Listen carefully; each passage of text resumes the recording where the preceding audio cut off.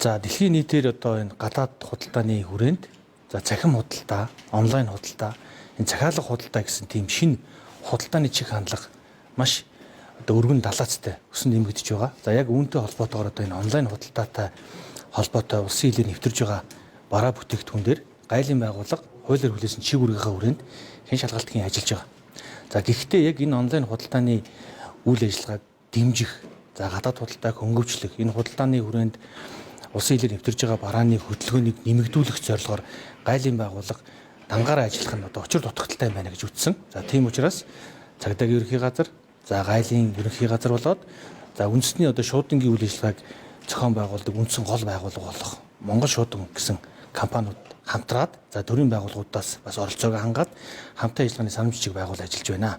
За энэ санамж жижигийн одоо гол агуулгыг бол иргэд ойлгохдоо онлайн худалдааны үйл ажиллагааг төрийн байгууллагууд дэмжиж ажиллая. За энэ хүрээндээ хууль ёсоор бусад төлөх ёстой татрын орлогыг нэмэгдүүлье.